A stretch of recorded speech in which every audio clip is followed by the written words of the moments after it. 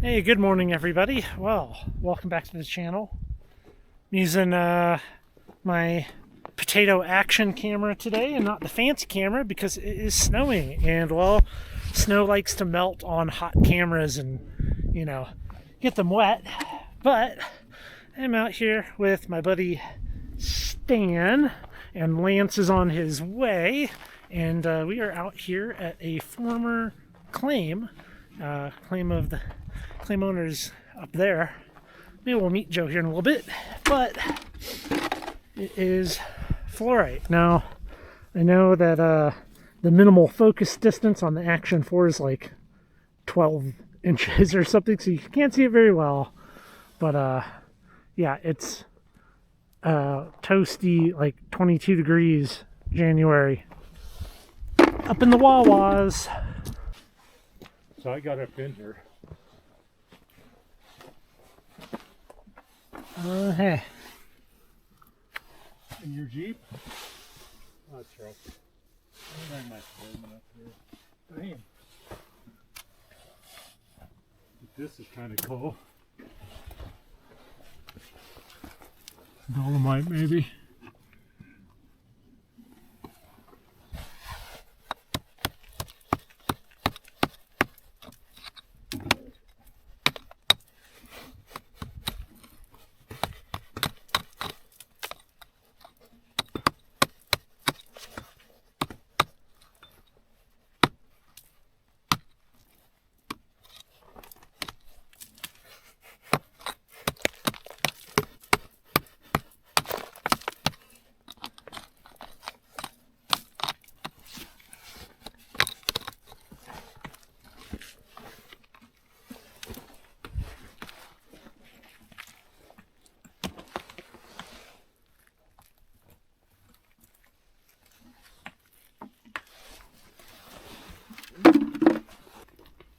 Oh, hey there.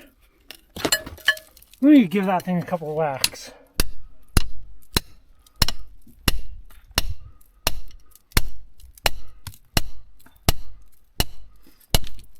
It's a good tight spot under there.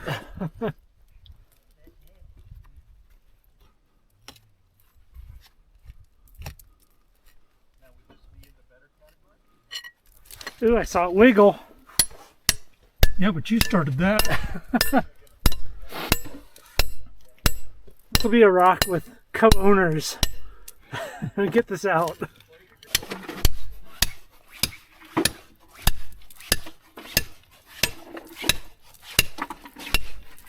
Sounds mighty solid. Yes. There's something underneath that's kind of holding it in.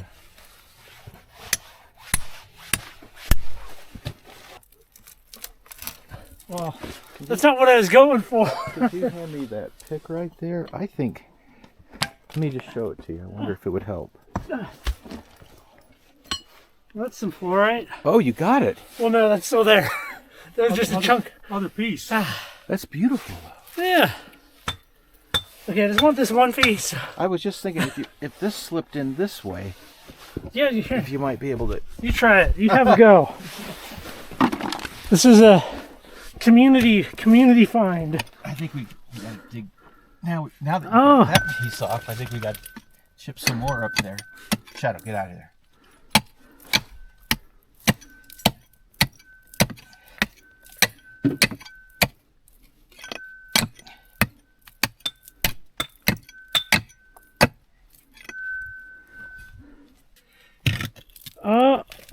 Wait. Success. Can we be here? Let's use gentle tools. Try to get this Okay. thing out. Oh, the whole thing's moving.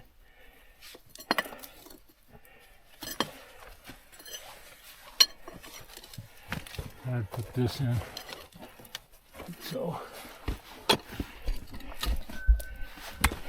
Yeah, that's it.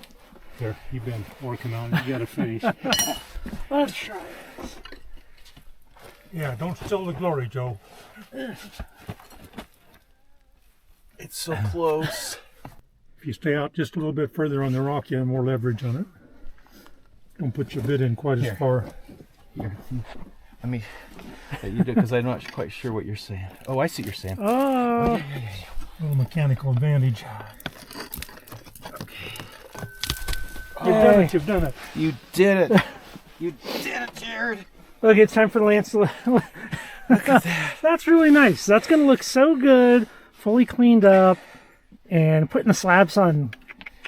Yeah. Joe, Cool. Thank you. Thank you for the fluoride. Look at that. And thank you all for, well, helping. And That is really awesome. there'll be some slabs being shared around here. That was some work. Yeah, now you get to do more. Look at that big piece that's ready to come out right there. This one right here. Yeah. I bet you could just kind of get in there and... Oops. I mean, like this piece, look at that. That's real nice. You could get behind that. This is yours. Oh, This is yours too. It's big enough. Anything that falls into the blue bag is mine.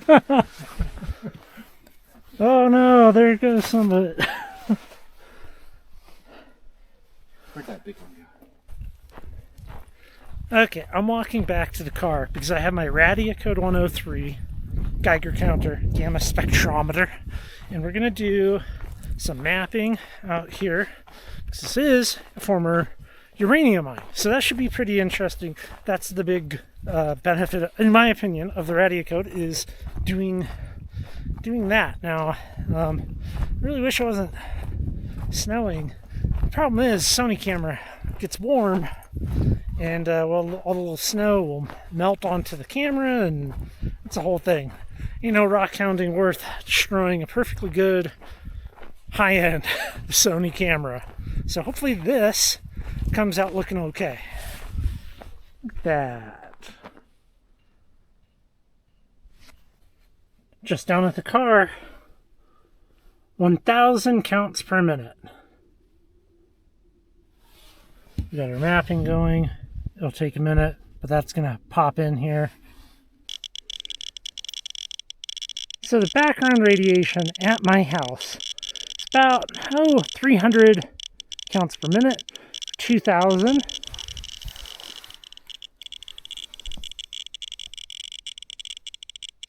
Oh, very nice. Now that has to be fluorite crystals. I would assume. I mean, assume. yeah, you know.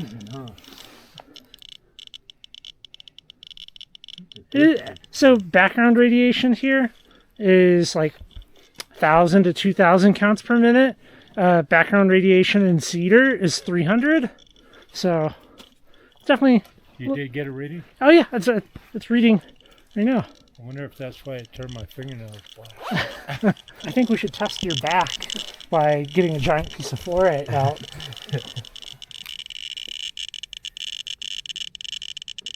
So yeah, the fluorite, yeah, it kind of depends what the current background is. It'll be interesting to take these pieces away from the actual mine.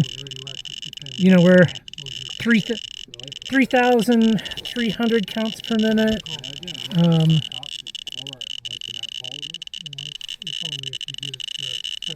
That's pretty cool. Really cool. What, you doing okay, buddy? Way less radioactive. Yeah. That's a good thing. Hey, that's much better. The snow has slowed to the point where I can have the decent camera out, I think. Let's head up and you'll see it in detail. Here we go. That's where we're working. Everybody else ran away.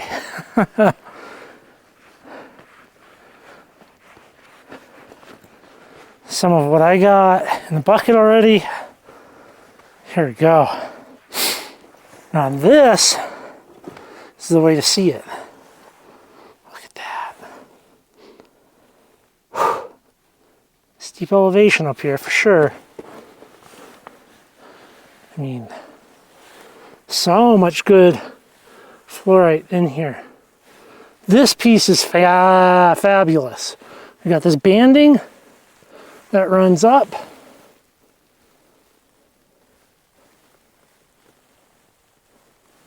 Very pretty stuff. This is all fluorite. Big giant seam coming in here.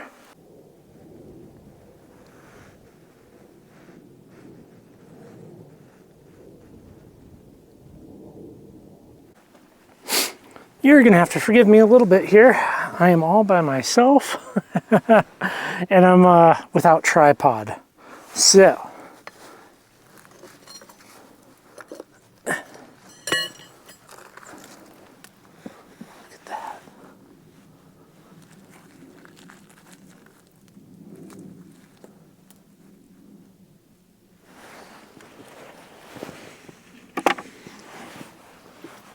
Yeah, it's just coming out. There's some like different kind of shades of purple, I guess, that are kind of cool. But for the most part, just got to kind of go through it. I like this. That is really, really nice. Very, very purple. So just picked this piece out, and it has some very nice crystals in there. I mean, they're little, right? They're little, but that's cool. I can take pictures of those, and very nice, very pretty stuff. It's hard stuff. Right there. But if it's hard to get out, it means a little bit more, right?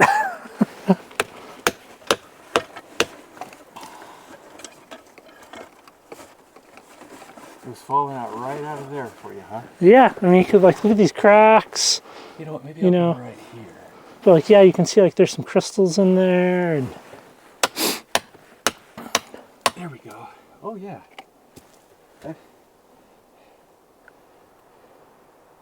Nice little jewelry pieces. yeah, Quite sure. Did I capture crystal in that one? I don't know. Just look at these, all these big cracks. Look at this piece right Oh yeah. Let's see if we can get that out.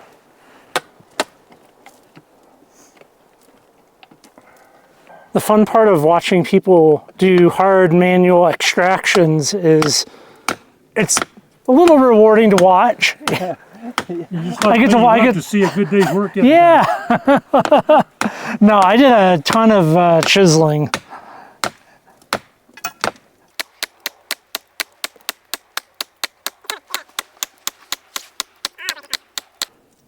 You might be able to twist that now and get it to fall into somebody's hands. Oh, Hit the mother load. I'd start looking, yeah. Oh, there's some crystals right there. Yeah, you got some crystals, like little crystal pockets. Yeah. So this video isn't going to come out for a long time. Both of these guys have digital microscopes, and now they can look at this stuff. Thanks to Jared. Yeah, those crystals are going to look absolutely gorgeous under some magnification. Even like 10x, even a jeweler's loop, that stuff's going to look great. Take this one. You see the crystals in there? I still got my bag here. Oh, hey, yeah, that's great, man. That is great. Every which you want to take, we'll put it in the bag. You take that one. I'll take this little chunk. This will do it. I'm also taking some smaller ones. I'm going to try tumbling them. Just see what happens. Well, I got a bucket and then some. I found these guys wandering off. But yeah, we got some great fluorite, some fluorite crystals, and generally a bunch of rocks that need some significant washing. So we're going to do that. I'm glad the snow kind of let off and I can use my real camera. We'll also look at the radiation map that I produced. I've been really enjoying having the radia code. It's fun to kind of just have this like extra little data points for going out places. I'm also curious just to see how much of the fluorite is radioactive. I'm assuming it's going to be rather mild, very, very mild, and maybe we can test and see what the isotopes are in there as well. So yeah, well, you know, glad the snow kind of held off. Well, that was a good afternoon out with a couple of my friends, and it was very cool to meet the mine owner, Joe. Well, you know, obviously Sarah wasn't there in the video. She had to work on that particular afternoon, but you'll see her in the next video. So let's look at some of these. After the first location, I didn't do any more filming, but Lance, he did continue to film, so you can watch his video, which I'll put a link to in here. And found this more green fluorite at this other location. Okay, green fluorite. And this piece was kind of weird. It was clearly attached here and here, and it's almost like it was like dripping, like that kind of like weird dripping, slumping appearance to it. I can't describe it any other way. This is getting dissolved off in some vinegar, but I wanted to wrap up this video. So that was kind of an interesting piece that I found up there. Obviously, fluorite fluoresces under long wave. So using the little Stymac 365 nanometer filtered light, I took these images. Now, to my eye, in real life, it is a lot more blue. I mean, a lot more purple. In the images, it's a lot more blue and not, you know, I don't know. Sometimes it's just hard to capture fluorescence. But that was kind of my takeaway on it. Speaking of photos, there's some beautiful little tiny perfect crystals of fluorite in here, and using a new macro setup, I took these pictures here, and you might notice that portions of the image are in fact blurry. Well, it is not a stacked image, it is just a raw, out of the camera, singular shot, but I'm very happy with the crispness of these images. And in the future, when I have my full stacking setup in place and up and running, well, I think it's gonna look pretty good, because I have a lot of pretty rocks and minerals that I can use for subjects for this photography. But let's look at a couple of pieces here. Oh, the radia code. All right, radia code. Here's the maps that I produced. Pretty good, if you ask me. It's kind of cool to walk around this old uranium mine and find some cool specimens, you know? So this is what this guy's looking like wet. We get a little bit of purple and we get a little bit of green down here, and overall I think it's looking pretty good now. okay. I did cut a piece, and this is what it's looking like. Now, I did attempt to polish it, and I say attempt because it's like very satin. I could not get a good polish on this. I have never attempted to polish fluorite before. Fluorite's a hardness of 4, and I'm used to things that are hard. I do hard rock polishing. I'm not doing soft rock polishing. So I don't have the skills. You're looking at my first attempt here, and yeah, that is not super great. Yeah, like right there, you can kind of see that. But, you know, I guess I'll learn. I'm not sure. Probably not. I prefer my hard rocks, what can I say? But it's kind of cool. Obviously, I have some big chunks that need to be cut. If you have any experience cutting and polishing of fluorite, please let me know your thoughts. Am I doing anything wrong? What do you think about cutting with oil? Cutting big fluorite rocks with oil?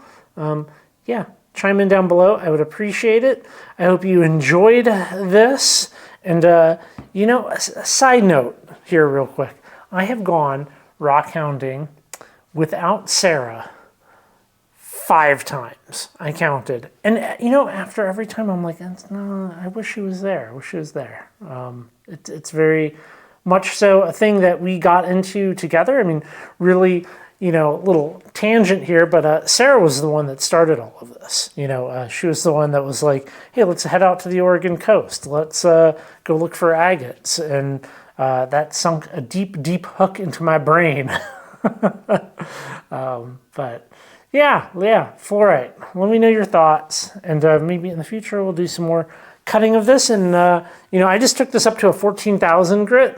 14,000. So something to think of. I'm sure if I had a piece, you can see those cracks in there. I'm sure if I had a piece that was more solid, I'd be more willing to maybe try some polish on it, like cerium or something like that. But I didn't want to try to get that out of this. So yeah, let me know your thoughts down below. I appreciate you. Go check out the website, currently rockhounding.com, and I will catch you in the next video.